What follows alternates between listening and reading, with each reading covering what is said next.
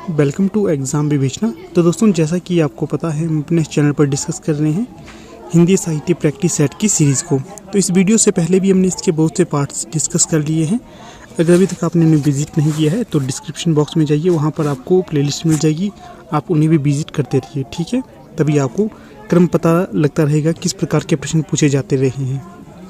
इसी के साथ आपको बता दूं, हमारी टीम के द्वारा TGT Hindi, PGT Hindi, LT TET, LT commission के लिए कोर्स लॉन्च कर दिए गए हैं। अगर आप इंटरेस्टेड हो तो संपर्क कर सकते हो। आपको व्हाट्सएप नंबर डिस्क्रिप्शन बॉक्स में मिल जाएगा, वहाँ पर आप हमारे साथ संपर्क अवश्य करना। तो चलिए करते हैं वीडियो को स्टार्ट। तो यहाँ पर देखिए, प्रश्न संख्या 3 से हम शुरू करेंगे। इनमें से भास की कृति कौन है? तो जैसा कि आपको पता होगा कि जो भास हैं ये संस्कृत आचार्यों में प्रमुख माने जाते हैं। तो यहाँ पर इनकी कृति के बारे में पूछा गया है। तो जो सही विकल्प हो जाएगा यहाँ पर, जो बालचरित है ये इनकी रचना मानी जाती है भास की। अगला देखिए, 4 उपाय वही सही होता है जिसका लोहा विरोधी भी माने। इसके लिए कौन सी लोकोक्ति सही होगी? तो जो चौथे का सही विकल्प हो जाएगा सी, जादू वही जो सिर चढ़कर बोले।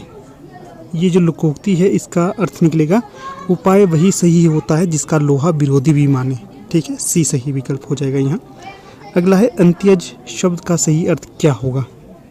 छोटा सा शब्द है अंत्यज, इसका बताना है क्या अर्थ निकलता है सही। तो सही विकल्प यहाँ पर सी हो जाएगा। जिसका जन्म निम्न या अछूत वर्ग में होता है उसे अंत्यज कहा जाता है, या आप इसे एक प्रकार का दलित भी कह सकते हैं। दलित का इसका पर्यायवाची शब्द हो सकता है दलित। अगला देखिए 6, उसने खा लिया होगा वाक्य में क्या है?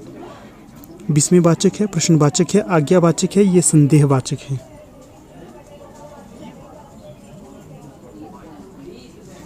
छह है, इसका सही विकल्प हो जाएगा यहाँ पर डी, संदेहवाचक।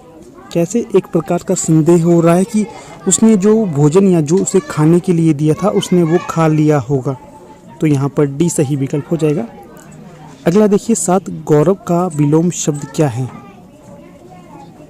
तो सही विकल्प यहाँ पर हो जाएगा डी, लाघव। जो लाघव है ये गौरव का विलोम शब्द हो जाएगा। अगला है 8, शाखा मृग शब्द का पर्यायवाची क्या होगा? तो सही विकल्प बी हो जाएगा, बानर। आप यहाँ से अंदाज़ा लगा सकते हैं कि शाखा कहाँ पर होती है, पेड़ में शाखा होती है। तो जो मृग हो गया पेड़ में चलने वाला मृग, तो बानर के लिए कहा जा सकता है। इसी तरह आप इसका छोटा छोटा टुकड़े करके आइडिया लगा सकते हैं क्या विकल्प हो सकते हैं यहाँ पर। अगला है 6, प्रत्युत्पन्न शब्द में प्रयुक्त उपसर्ग कौन सी है? तो जो 9वें का सही विकल्प हो जाएगा यहाँ पर, तो वो हो जाएगा बी, प्रति। जो प्रति है ये प्रत्युत्पन्न शब्द में प्रयुक्त उपसर्ग हो जाएगी। मैंने आपके लिए एक वीडियो बना दी है उपसर्ग और प्रत्यय वाली, अगर अभी तक आपने उसे विजिट नहीं किया है तो अवश्य करना। आगे देखिए 10, अत्यधिक का संधि विच्छेद क्या होगा? तो यहाँ पर 10 का सही विकल्प हो जाएगा सी, अति धन अधिक। सी सही विकल्प यहाँ पर। फिर देखिए 11, तो क्या पूछा गया है इसमें, कौन सा शब्द पुल्लिंग है? तो सही विकल्प यहाँ पर हो जाएगा आपका ताला। जो ताला है ये पुल्लिंग होगा, बाकी सभी बेल, माला और शैया ये तीनों ही स्त्रीलिंग हो जाएगी। ठीक है, चलिए अगला प्रश्न देख लेते हैं। 12, निम्नलिखित वाक्यों में से अपादान परसग से युक्त वाक्य कौन सा है? तो कुछ समय आपको सोचने के लिए देता हूँ। तो सही विकल्प यहाँ पर 12 का हो जाएगा, राम ने अपने पुत्र से नाता तोड़ा। तो देखिए यहाँ पर आपको थोड़े से अपादान के लक्षण आपको बता देता हूँ। जैसे कोई चीज़ दूसरी चीज़ से बिछड़ रही हो तो वहाँ पर अपादान स्पर्शक या अपादान हो जाता है। किस प्रकार से? देखिए अपादान कारक, पेड़ से पत्ता गिर रहा है, तो जो पेड़ से पत्ता गिर रहेगा तो वहाँ से बिछुड़न हो रहा पत्ते का पेड़ से। अगर आप ये कह सकते हैं कि कुत्ता भौंक रहा है जिस कारण लोग उससे दूर हो रहे हैं, तो वहाँ से भी अपादान कारक हो गया। अगर हम ये कहें कि जो धनुष से बाण छूट रहा है, पिस्तौल से गोली निकल रही है, इस तरह के जो मतलब वाक्य होंगे वहाँ पर अपादान कारक होगा। ठीक है, तो इस तरह से आप आइडिया लगा सकते हैं। अगला देखिए 13, कतिपय हिंदी व्याकरणों द्वारा संज्ञा प्रतिनिधि शब्द का प्रयोग किसके लिए किया गया है? तो सही विकल्प यहाँ पर डी हो जाएगा, सर्वनाम के लिए। आगे देखिए 14, कुछ किसी, कोई, कहीं आदि शब्द किस प्रकार के सर्वनाम है? तो सही विकल्प यहाँ पर हो जाएगा बी, अनिश्चयवाचक। कुछ, किसी, कोई, कहीं आदि शब्द अनिश्चयवाचक सर्वनाम के अंतर्गत आते हैं, ध्यान रखना है आप।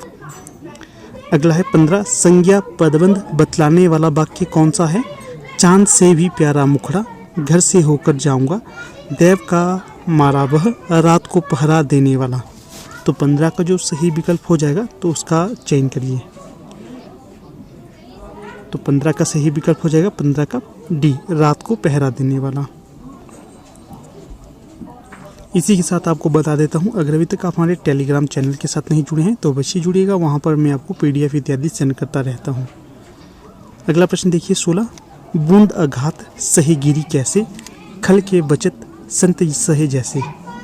क्या है? बूंद अघात सहे गिरी जैसे, खल के बचत संत सह जैसे में अलंकार कौन सा होगा? उपमा, उदाहरण, उत्प्रेक्षा या रूपक? 16 का सही विकल्प बताइए। तो सही विकल्प हो जाएगा उदाहरण। यहाँ पर उदाहरण दिया गया है, उसके पश्चात समझाया गया है आपको, ठीक है। चलिए अगला प्रश्न देखिए 17, करुण रस का स्थायी भाव कौन सा होगा? मैंने आपको रसों के ऊपर भी एक पूर्ण वीडियो बनाई हुई है, तो उसे भी आप प्लेलिस्ट में जाकर विजिट कर सकते हैं। तो करुण रस का स्थायी भाव कौन सा होगा? तो ये हो जाएगा शोक, ए सही विकल्प। अगला है 18, रस निष्पत्ति के संबंध में भट्ट-लुलट का मत है। तो बताना है रस निष्पत्ति के संबंध में भट्ट-लुलट ने अपना कौन सा मत प्रस्तुत करा था? तो 18 का जो सही विकल्प हो जाएगा उत्पत्तिवाद। अगला प्रश्न देखिए 19, मणिकर्णिका के लेखक हैं।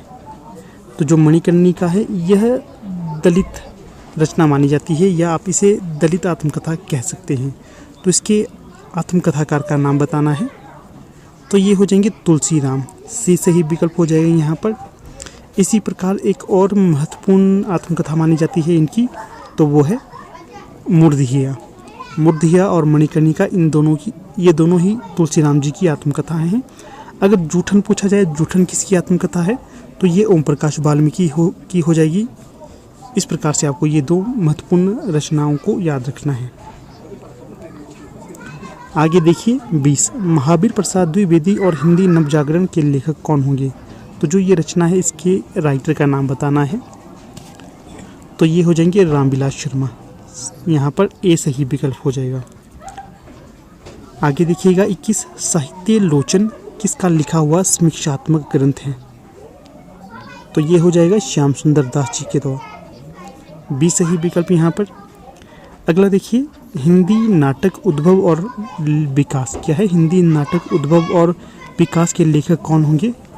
तो ये हो जाएंगे विकल्प ए, डॉक्टर दशरथ ओझा, ए सही विकल्प यहाँ पर हो जाएगा। आगे देखिएगा अशोक के फूल किस प्रकार का निबंध है? पहले तो आपको ध्यान में रखना है कि जो अशोक का फूल है या अशोक के फूल है, ये किसका निबंध हो जाएगा? हजारी प्रसाद द्विवेदी का ये निबंध हो जाएगा। और जो हजारी प्रसाद द्विवेदी, अगर आप इनकी जानकारी रखते हैं तो ये ललित निबंधकार माने जाते हैं, ठीक है। तो इनकी जो रचना निबंध, ये भी ललित निबंध ही होगा, यहाँ पर डी सही विकल्प हो जाएगा। अब अगला प्रश्न देखिए 24, यौवन के द्वार पर निबंध के लेखक कौन होंगे? तो सही विकल्प यहाँ पर 24 का हो जाएगा डॉक्टर नगेंद्र। जो डॉक्टर नगेंद्र है, इनके द्वारा निबंध लिखा गया है यौवन के द्वार पर। अगला देखिए 25, अर्धनारीश्वर निबंध संग्रह के रचनाकार कौन होंगे? तो ये हो जाएंगे रामधारी सिंह दिनकर, बी सही विकल्प। अगला है हिंदी का ऐसा कौन निबंधकार है जिसके ध्यान में लिखते समय बाण और दंडी रहा करते थे? तो अगर आप आचार्य रामचंद्र शुक्ल की पुस्तक पढ़ते हैं तो वहाँ पर सही विकल्प हो जाता है सी, गोविंद नारायण मिश्र। अगला है संस्कृति के 4 अध्याय किसकी रचना है? तो जो संस्कृति की 4 अध्याय है, ये हो जाएगी दिनकर जी की रचना, रामधारी सिंह दिनकर, ये दोनों सेम हैं। तो यहाँ पर जो संस्कृति के 4 अध्याय हैं, इसमें आपको भारतीय संस्कृति के 4 महत्वपूर्ण घटनाओं के बारे में जिक्र किया गया है, तभी इसका नाम संस्कृति के 4 अध्याय लिखा हुआ है। अगला देखिए 28, बैर क्रोध का अचार या मुरब्बा है, यह किस निबंधकार का कथन होगा? तो ये हो जाएगा यहाँ पर रामचंद्र शुक्ल जी का। अगला है 29 ठिठुरता हुआ गणतंत्र किसकी रचना है? तो यह एक प्रकार की व्यंग्य रचना मानी जाती है और इसके रचनाकार भी होंगे व्यंग्य रचनाकार हरिशंकर परसाई। अगला देखिए, नीलम देश की राजकन्या किस विधा की रचना है? पहले तो ये बताइएगा कि कहानी किसकी है, मेरे बताने से पहले आपको कमेंट करना है। तो ये जैनेंद्र की कहानी मानी जाती है, तो सही विकल्प यहाँ पर बी हो जाएगा। अगला प्रश्न देख लेते हैं यहाँ पर। अगला प्रश्न है यहाँ पर 31 मुंशी धनपत राय को प्रेमचंद नाम से सुशोभित करने वाले व्यक्ति का नाम बताइए। तो ये थे मुंशी दयानारायण, ये ए यहाँ पर सही विकल्प हो जाएगा। जो मुंशी धनपत राय को प्रेमचंद कहा जाता है या प्रेमचंद का जो वास्तविक या मूल नाम है मुंशी धनपत राय, याद रखना है। आगे देखिए 32 भोलाराम का जीव व्यंग्य के लेखक कौन है? तो जो भोलाराम का जीव है यह एक व्यंग्य रचना है और इसके लेखक का नाम पूछा गया है, तो यहाँ पर सही विकल्प हो जाएगा हरिशंकर परसाई। तो कई बार ये भी पूछा जाता है ये कहानी विधा की रचना है क्या व्यंग्य है? अधिकतर अगर व्यंग्य लिखा हो तो आप इसे व्यंग्य रचना मानना, ठीक है, क्योंकि भोलाराम के माध्यम से यहाँ पर व्यंग्य प्रस्तुत किया गया है। किस प्रकार भोलाराम के ऊपर एक वृक्ष गिर जाता है और कई तरह के कार्यक्रम प्रस्तुत करने पड़ते हैं, कई तरह के कार्यालय के कार्य करने पड़ते हैं, उसके पश्चात जब उसकी मृत्यु हो जाती है फिर ही उससे वो पेड़ उठाया जाता है। इस प्रकार की व्यंग्य रचना है, परंतु उसे कहानी के तौर पर भी जाना जाता है। अगला प्रश्न देखिए अब यहाँ पर 33 क्या पूछा गया है? कॉमरेड का कोट कहानी के लेखक कौन होंगे? तो सही विकल्प यहाँ पर हो जाएगा 33 का डी। जो सृंजय है ये कॉमरेड की कहानी के लेखक हो जाएंगे, याद रखिएगा ये कहानी विधा की रचना है। अगला है 35 सफ़ेद कौवा कहानी के लेखक या लेखिका कौन होगी? तो यहाँ पर 34 का सही विकल्प हो जाएगा विकल्प ए मंजुल भगत। जो मंजुल भगत है इनकी ये कहानी हो जाएगी सफ़ेद कौवा। आगे देखिएगा 35 आरंभिक हिंदी कहानी प्लेग की चुड़ैल के लेखक कौन थे? सही विकल्प भगवान दास। इस अगला प्रश्न है यहाँ पर नन्हुकू सिंह किस कहानी के पात्र हैं? तो सही विकल्प यहाँ पर हो जाएगा गुंडा कहानी के, डी सही विकल्प हो जाएगा यहाँ पर।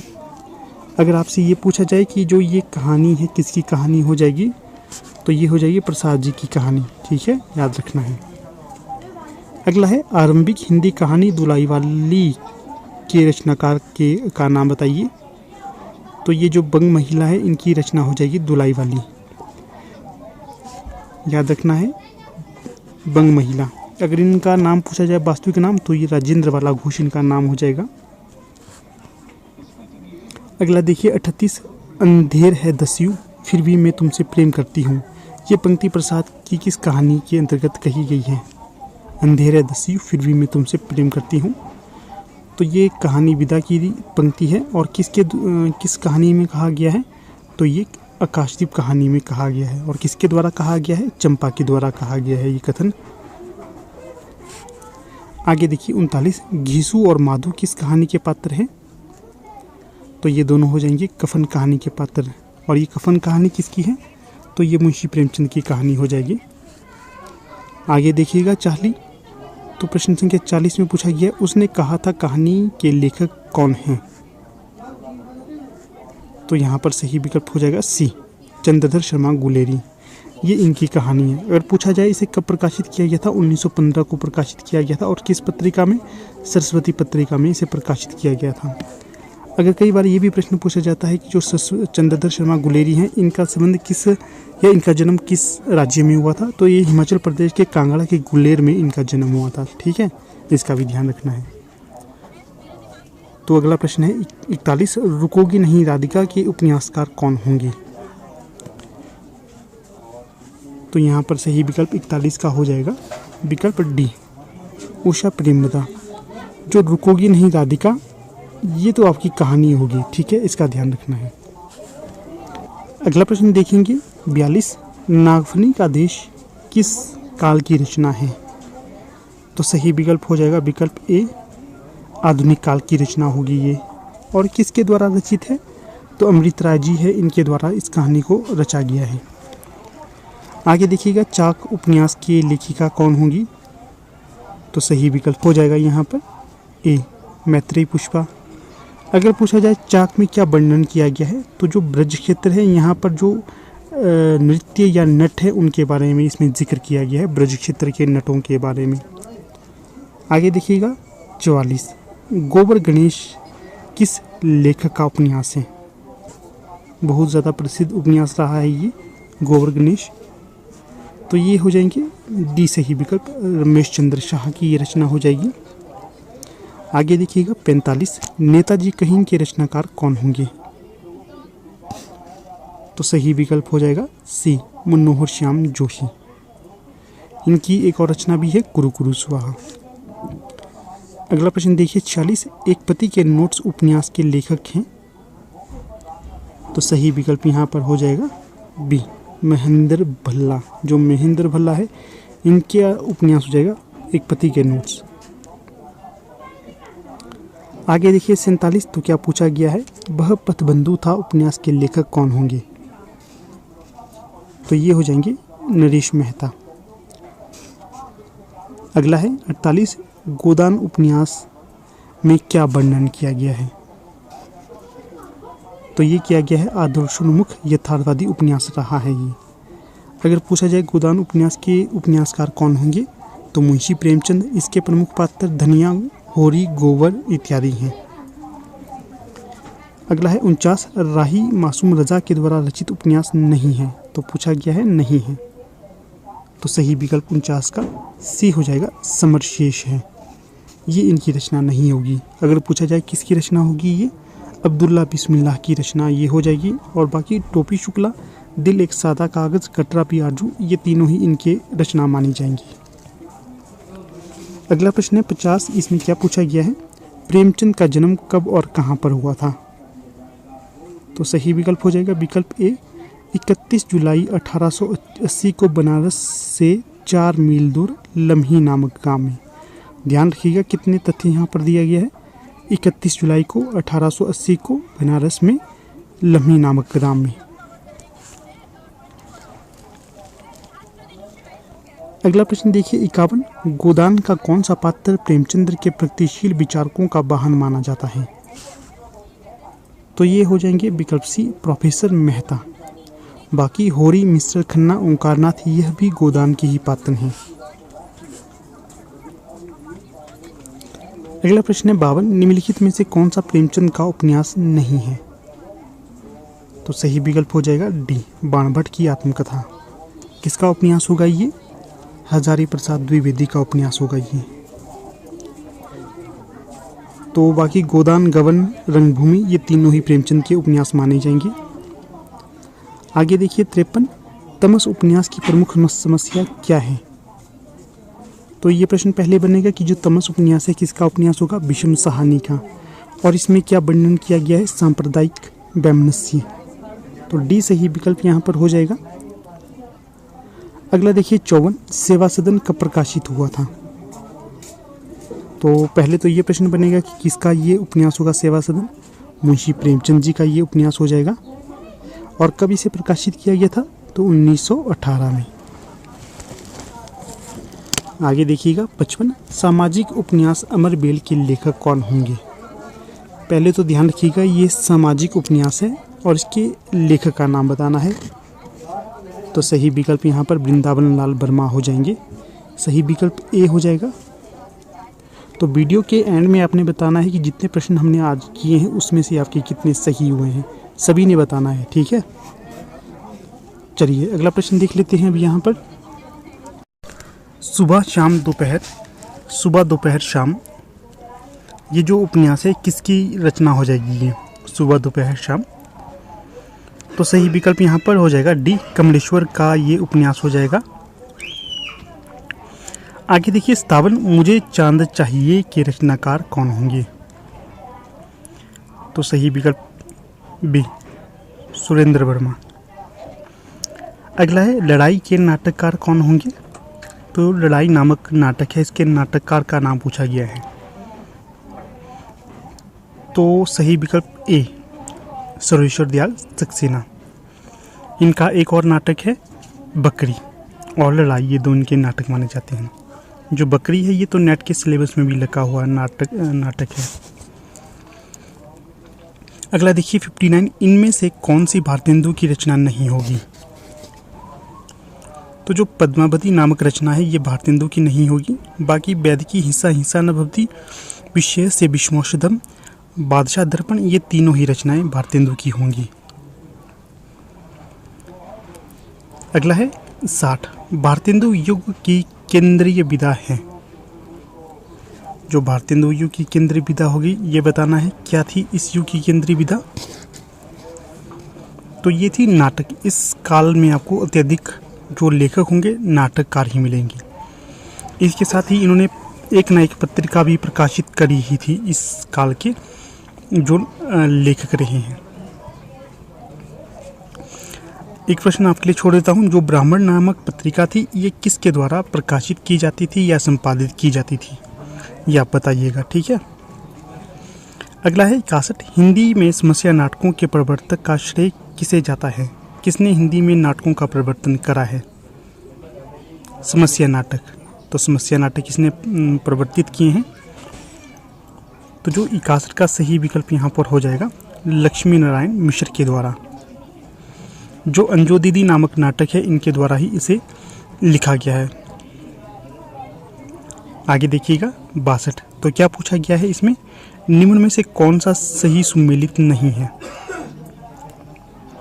तो जो आहुति है ये हरिकृष्ण प्रेमी की रचना हो जाएगी, सही है। फिर जो विक्रमादित्य है उदय शंकर भट्ट की रचना हो जाएगी। कोणार्क जगदीश चंद्र माथुर की रचना हो जाएगी। ये तीनों ही सुमेलित हो जाएंगे। जो मुक्ति रहस्य है ये लक्ष्मी नारायण लाल की नहीं मिश्र की रचना हो जाएगी। लाल का यहाँ पर ध्यान रखना है आपने। आगे देखिए 67, ना खास हिंदी ना खास उर्दू, जवान गोया मिली जुली हूँ। तो जो उपयुक्त कथन है किसके द्वारा कहा गया है? तो जो सही विकल्प हो जाएगा यहाँ पर 67 का, तो ये हो जाएगा विकल्प ए, सितारे हिंद के द्वारा ये कथन कहा गया था, राजा शिव प्रसाद सितारे हिंद। तो कई बार ये भी प्रश्न पूछा जाता है कि आम फहम नामक भाषा को किसके द्वारा प्रचारित किया गया था? तो वो भी सितारे हिंद ही थी। अगर राजा लक्ष्मण सिंह की बात की जाए तो ये संस्कृत निष्ठ हिंदी के प्रचारक रहे हैं। अगला प्रश्न देखिए 68, उक्ति व्यक्ति प्रकरण के रचनाकार कौन होंगे? यह व्याकरण ग्रंथ माना जाता है, व्याकरण ग्रंथ, ठीक है। तो 68 का सही विकल्प यहाँ पर डी हो जाएगा, दामोदर शर्मा। अगला प्रश्न है 69, नाटक जारी है काव्य संग्रह के रचनाकार कौन होंगे? तो ये हो जाएंगे लीलाधर जगूड़ी। अगला प्रश्न है 70, अपनी केवलधार नामक काव्य संकलन के रचनाकार कौन माने जाएंगे?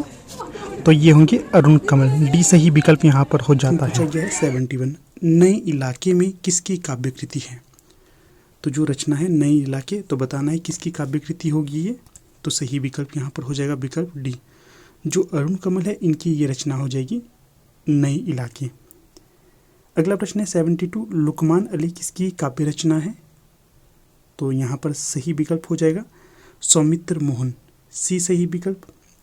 अगला है 73, नई कविता नाम किसके द्वारा दिया गया था? तो आपको मालूम ही होगा ये नाम दिया गया था सच्चिदानंद हीरानंद बादशाह अज्ञे के द्वारा। तो सही विकल्प यहाँ पर 73 का ये हो जाएगा। आपने अज्ञे का पूरा नाम याद रखना है, सच्चिदानंद हीरानंद बादशाह अज्ञे इनका ये पूरा नाम है। अगला प्रश्न देखिए 74, तो क्या पूछा गया है इसमें, लघु मानव की धारणा किसकी प्रवृत्तिगत विशेषता है? तो जो लघु मानव की धारणा ये प्रवृत्तिगत विशेषता होगी आपकी नई कविता की। तो 74 का सही विकल्प यहाँ पर ए हो जाएगा। अगला प्रश्न देखिए 75, यह उपमान मैले हो गए हैं देवता इन प्रतीकों के कर गए हैं कुछ, कभी बासन अधिक घिसने से मुलम्मा छूट जाता है। उपयुक्त पंक्तियाँ निम्नलिखित में से किस कवि के द्वारा कही गई हैं? तो जो ये पंक्ति हो जाएगी यह भी कही गई है अज्ञे के द्वारा। डी सही विकल्प हो जाएगा यहाँ पर। जो पूरा नाम दिया गया है इसका ध्यान रखना है, कई बार अवश्य पूछा जाता है ये प्रश्न, ठीक है। इस टाइम आपको ये सरल लग रहा हो, अगर जब आपके समक्ष कुछ विकल्प दिए जाएं और फिर पूछा जाए फिर कंफ्यूज हो जाते हैं। आगे देखिए 76, निम्नलिखित में से किस रचना में पौराणिक चरित्र नचिकेता के माध्यम से कवि अपना मत व्यक्त करता है? तो 76 का जो सही विकल्प हो जाएगा तो वो हो जाएगा विकल्प बी, आत्मजयी।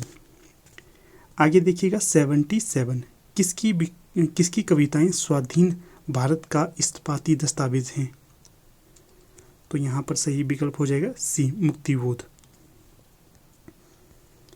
अगला प्रश्न देखिए 78, तो क्या पूछा गया है इसमें, प्रयोगवाद की जन्मदात्री पत्रिका कौन सी है? तो सही विकल्प यहाँ पर हो जाएगा तार सप्तक। जो तार सप्तक पत्रिका है इसे प्रयोगवाद की जन्मदात्री पत्रिका कहा जाता है। इसमें जो तार सप्तक है इसमें कितनी कवियों की संख्या मानी जाती है? 7 कवियों का संकलन इस पत्रिका में किया जाता था। और इसके जो प्रथम तो क्या कह सकते हैं, जितने भी 4 सप्तक अभी तक प्रकाशित हुए हैं सभी के जो प्रकाशक रहे हैं या संपादक रहे हैं तो ये अज्ञे ही रहे हैं, इसका भी ध्यान रखना है आपने। अगला देखिए 79, गीत फरोश में कवि क्या कहना चाहता है? तो जो गीत फरोश कविता है भवानी प्रसाद मिश्र की, तो इसमें बताना है क्या कहना चाहा है उन्होंने। तो इसमें कहते हैं कि दूसरों के मनमाफी कविता लिखने और बेचने के लिए कवि आज विवश है। इसका ध्यान रखना है, कवि आज विवश है दूसरों की मनमाफिक, जैसे दूसरे चाहते हैं, जैसे बड़े लोग चाहते हैं उसी ये सब कवि आज कविता रचने के लिए विवश है।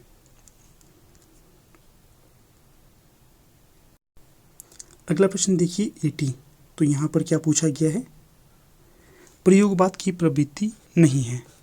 तो जो प्रयोगवाद की प्रवृत्ति नहीं होगी तो सही विकल्प यहाँ पर हो जाएगा विकल्प सी, पारंपरिक उपमानों का प्रयोग। तो पहले ही कहा गया है अज्ञे के द्वारा कि जो पारंपरिक उपमान है अब मैले हो गए हैं और इनसे देवता कूच कर चुके हैं, तो ये इसकी प्रवृत्ति या विशेषता नहीं होगी। बाकी जो क्षणवाद है, बौद्धिकता है, दुखवाद है, ये तीनों ही प्रयोगवाद की प्रवृत्ति या विशेषताएं मानी जाएंगी। आगे देखिए 81, हिंदी कविता में फैंटेसी का मुखर प्रयोक्ता कौन है? तो सही विकल्प जो 81 का हो जाएगा डी, मुक्तिबोध। जो मुक्तिबोध हैं इन्होंने हिंदी कविता में फैंटेसी का स्वर मुखर किया है, ध्यान रखना है आपने इसका भी। अगला देखिए 82, इनमें से एक काव्य संग्रह अज्ञे का नहीं है, तो उस काव्य संग्रह का नाम बताना है। तो देखिए जो 82 में विकल्प बी है धरती, ये इनका नहीं होगा, ठीक है। बाकी आंगन के पार द्वार, ऐसा कोई घर आपने देखा है, सदा नीरा, ये तीनों ही इनके काव्य संग्रह माने जाएंगे। और जो धरती है ये त्रिलोचन शास्त्री की रचना हो जाएगी। अगला प्रश्न देखिए 83, उर्वशी के तृतीय अंक के आधार पर कौन से कथन सही होंगे? उर्वशी के तृतीय अंक के आधार पर पूछा गया है, तो चलिए देख लेते हैं। यहाँ पर ये कथन वाला विकल्प है, तो सीधे सीधे हम आपको उत्तर बता देते हैं। तो यहाँ पर जो सही विकल्प हो जाएगा तो वो हो जाएगा विकल्प बी। कैसे? तो देखिए, शक्तिशाली और दुर्दृश पुरुष भी सुंदरियों के कटाक्ष से आहत हो जाते हैं, सही है। और जो डी है इसमें, पूर्वा के अनुसार मर्त्य मानव को देवता कहा जा सकता है, तो ए और डी यहाँ पर सही होंगे 83 का। अगला प्रश्न देख लेते हैं अब 84, दिनकर की काव्य कृति रश्मिरथी में रश्मिरथी कौन है? तो मैंने कई बार आपसे ये आग्रह किया था कि आप अवश्य रश्मिरथी रचना को तो यूट्यूब में जाकर सर्च करिए, तो अगर आपने देखा होगा तो आपको सीधे सीधे पता चल गया होगा कि जो रश्मिरथी रचना है तो उसमें रश्मिरथी कौन है, तो ये कर्ण होंगे, सी सही विकल्प यहाँ पर हो जाएगा। अगला प्रश्न देखिए 85, तो क्या पूछा गया है, प्रयोगवाद के बाद हिंदी कविता की जो नवीन धारा विकसित हुई उसे क्या कहा जाता है? तो सही विकल्प हो जाएगा नई कविता। अभी हमने डिस्कस किया था कि जो प्रयोगवाद के पश्चात नई कविता को नाम दिया था अज्ञे के द्वारा दिया गया था और सीधे ही प्रयोगवाद के पश्चात इसकी स्थापना हो चुकी थी।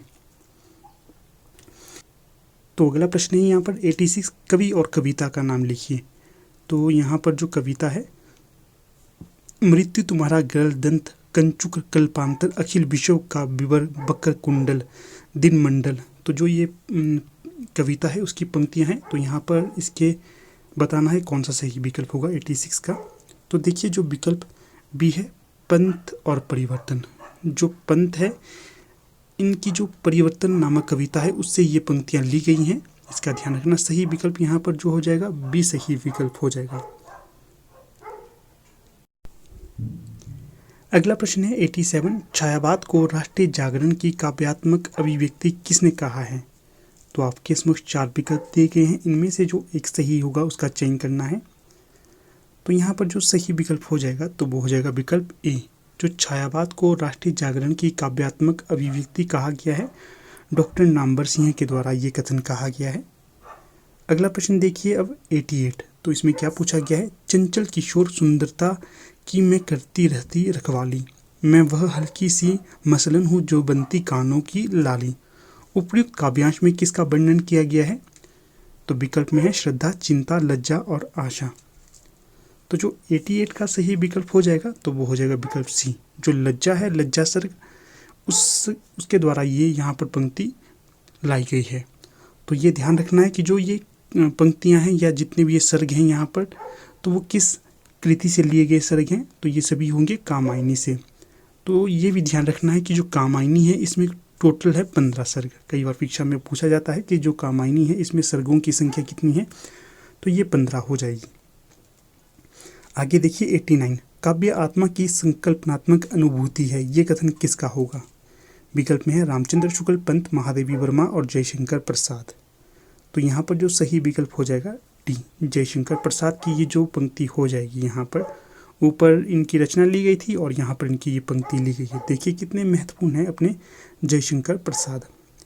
अगला प्रश्न देखिए 90। तो इसमें क्या पूछा गया है, डॉक्टर रामविलास शर्मा के अनुसार राम की शक्ति पूजा में किन 2 कविताओं का सार तत्व है। इंपॉर्टेंट प्रश्न है, रहा है ये भी, कई बार इसे पूछा जाता है। देखिए कितना सटीक प्रश्न है। जो रामविलास शर्मा के अनुसार राम की शक्ति पूजा है, इसमें किन 2 कविताओं का सार तत्व लिया गया है। तो जो यहाँ पर सही विकल्प हो जाएगा तो वो हो जाएगा विकल्प डी, तुलसीदास और सरोज स्मृति का यहाँ पर सार तत्व लिया गया है राम। तो अगला प्रश्न देखिए यहाँ पर 91। हालावाद के प्रवर्तक का नाम बताइए। तो सही विकल्प यहाँ पर हो जाएगा विकल्प डी, जो हरिवंश राय बच्चन है, इनके द्वारा हालावाद का प्रवर्तन किया गया था। अगला प्रश्न देखिए 92। दुख की पिछली रजनी बीच विकसता सुख का नवल प्रभात, यह काव्य पंक्ति किस कृति की है। क्या है काव्य पंक्ति, दुख की पिछली रजनी बीच विकसता सुख का नवल प्रभात है। तो चांद का मुंह टेढ़ा है, साकेत, कामायनी या यामा, किसकी काव्य पंक्ति होंगी ये 92। तो सही विकल्प यहाँ पर सी हो जाएगा, कामायनी की काव्य पंक्ति ये हो जाएंगी। अगला प्रश्न देखिए 93। परमात्मा की छाया आत्मा पर और आत्मा की छाया परमात्मा पर पड़ने लगे तो छायावाद की सृष्टि होती है, ये कथन किसका होगा। तो ये कथन डॉक्टर रामकुमार वर्मा जी का हो जाएगा, डी सही विकल्प यहाँ पर हो जाएगा। अगला प्रश्न देखिए 94।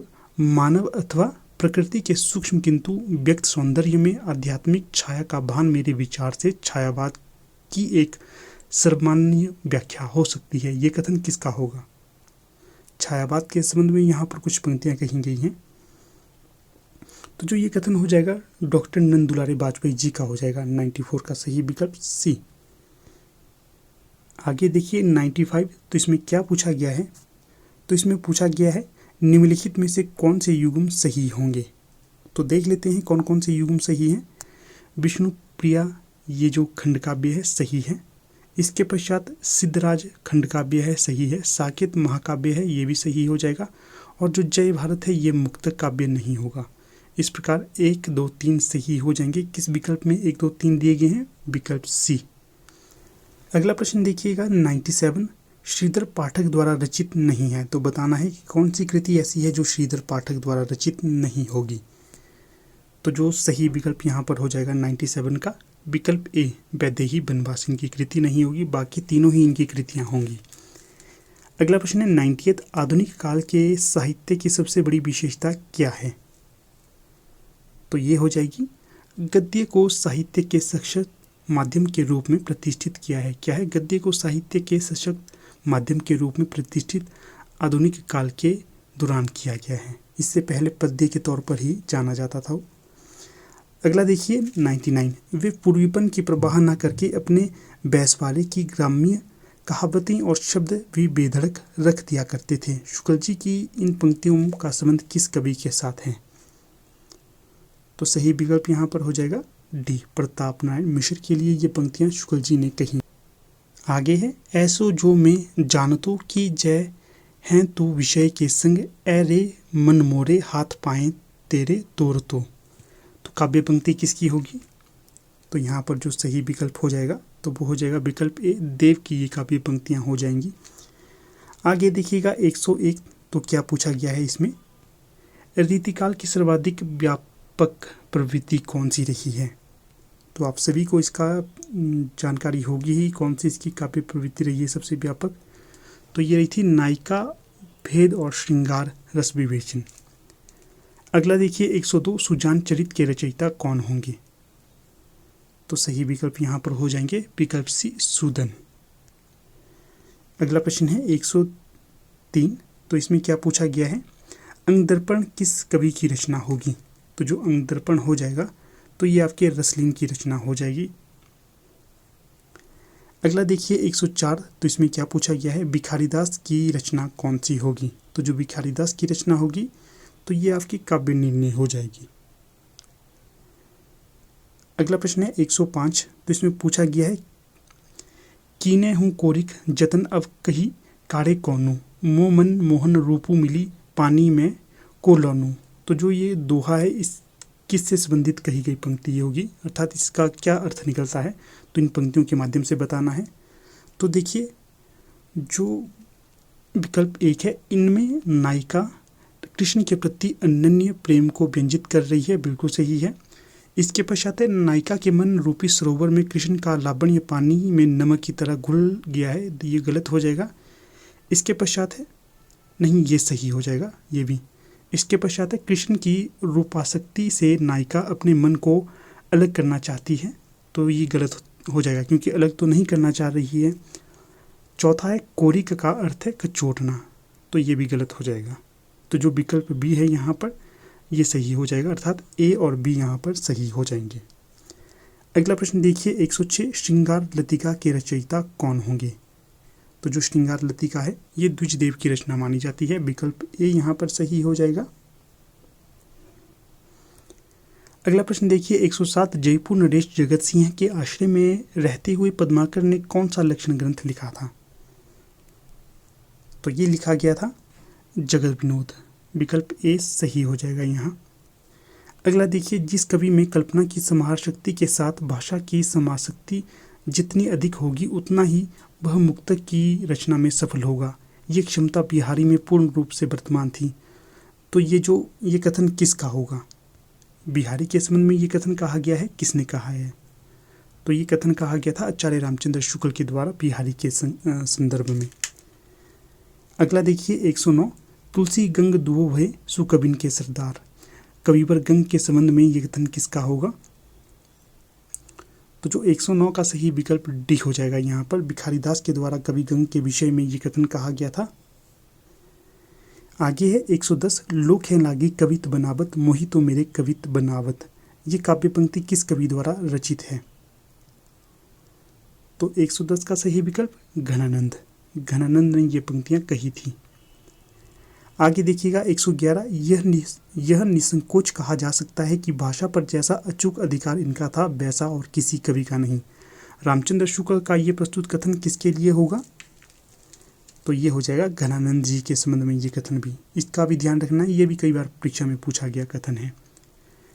अगला है 112, तो इसमें क्या पूछा गया है 112 में, रसमंजरी किस कवि की कृति होगी। तो जो रसमंजरी होगी तो ये हो जाएगी आपकी नंददास की रचना, विकल्प सी सही हो जाएगा यहाँ। अगला देखिए 113, हिंदू मग में पाम ना राखियो का जो बहुत हिंदी बाखियो, क्या है, हिंदू मग में पाम ना राखियो का जो बहुते हिंदी बाखियो। तो जो ये उक्ति है किस रचनाकार के संबंध में कही गई है। तो 113 का सही विकल्प यहाँ पर सी हो जाएगा, नूर मोहम्मद ने ये अनुराग बांसुरी में कही गई पंक्तियाँ हैं। होता यूँ है कि जो नूर मोहम्मद है हिंदी के विषय में बहुत ज़्यादा लिखते थे, तो जब उन्हें मुसलमानों से धमकी मिलनी शुरू हो गई कि तुम मुसलमान होकर भी हिंदी में क्यों लिखते हो, तो उसके पश्चात उन्होंने ये पंक्तियाँ कही थी हिंदी के संबंध में अनुराग बांसुरी में। तो देखिएगा उस समय के कैसे कैसे मुसलमान थे महान, जिन्होंने अपनी भाषा को छोड़कर हिंदू में लिखना ज़्यादा बेहतर समझा। अगर आप बात करें अमीर खुसरो की, रसखान की, आलम की, घनानंद की इत्यादि कई महत्वपूर्ण विद्वान रहे हैं जो हिंदू के प्रचारार्थ में महत्वपूर्ण योगदान देते थे। अगला देखिए 114, इनमें ज्ञानाश्रयी शाखा के संत कवि नहीं हैं। तो बताना है कौन से ज्ञानाश्रयी संत कवि नहीं होंगे। तो सही विकल्प हो जाएगा डी। जो परमानंद दास हैं ये संत कवि नहीं माने जाते, ये कृष्ण काव्यधारा से जुड़े हुए कवि रहे हैं, या अक्षाप के अंतर्गत आप इन्हें मान सकते हैं। बाकी मल्लुकदास, रैदास और धर्मदास ये तीनों ही संत कवि के तौर पर जाने जाते हैं। अगला देखिए 115, ज्ञानदीप के रचयिता का नाम बताइए। तो जो ज्ञानदीप रचना है प्रेमाख्यानक रचना है ये, तो इसके रचनाकार हो जाएंगे शेख नबी। सही विकल्प यहाँ पर डी हो जाएगा 114 का, 115 का डी। ठीक है, आगे देखिएगा 116, इसमें पूछा गया है तात्विक दृष्टि से ना तो हम इन्हें पूरे अद्वैतवादी कह सकते हैं, ना ही एकेश्वरवादी। कबीर के संबंध में ये विचार किसके द्वारा प्रस्तुत किया गया था? तो ये प्रस्तुत किया गया है आपके रामचंद्र शुक्ल के द्वारा। तो बी सही विकल्प यहाँ पर 116 का हो जाएगा। अगला प्रश्न देखिएगा 117, तो क्या पूछा गया है? दशरथ सूत तिहु लोक बखाना, राम नाम का मर्म है आना। क्या है? दशरथ सूत तिहु लोक बखाना, राम नाम का मर्म है आना। इन पंक्तियों के माध्यम से कबीर क्या कहना चाहते हैं? तो कबीरदास जी कहना चाहते हैं मेरे राम नाम का मर्म कुछ और ही है। ठीक है, बी सही विकल्प यहाँ पर हो जाएगा। जैसा कि आपको पता है ये जो कबीरदास थे ये निर्गुण भक्ति काव्यधारा से संबंधित थे। तो जो ये राम नाम का उच्चारण करते थे ये भगवान श्री राम से संबंधित नहीं था, ये निर्गुण राम के लिए ये उपासना मंत्र का जाप करते थे। और ये इन्हें मंत्र किसने दिया था? इनके गुरु रामानंद जी के द्वारा ये मंत्र इन्हें दिया गया था। अगला प्रश्न देखिएगा 118, कबीर परिचय के रचनाकार कौन है? तो जो सही विकल्प यहाँ पर हो जाएगा तो वो हो जाएगा अनंतदास। तो जो कबीर परिचय के रचनाकार होंगे अनंतदास जी हो जाएंगे। 118 का सही विकल्प यहाँ पर बी हो जाएगा। अगला प्रश्न देखिए, रामानुजाचार्य ने किस दर्शन का प्रतिपादन किया था? तो ये किया गया था आपका विशिष्टाद्वैतवाद का, और श्री संप्रदाय इनके द्वारा चलाया गया था। दर्शन विशिष्टाद्वैतवाद था और संप्रदाय श्री था। अगला देखिएगा 120, गद्य पद्य मिश्रित चंपू काव्य कौन सा है? तो सही विकल्प हो जाएगा राउलबेल, सी सही विकल्प। ध्यान रखना है गद्य पद्य रचना है ये, और जो गद्य पद्य होती है उसे चंपू काव्य कहा जाता है, और इसे शिलांकित रचना भी माना जाता है क्योंकि इसे शिला में लिखा गया था। शिला अर्थात पत्थरों पर इसे लिखा गया था। आगे देखिएगा 121, पृथ्वीराज किसके प्रति अनुरक्त थे? तो ये थे संयोगिता के प्रति अनुरक्त, सी सही विकल्प।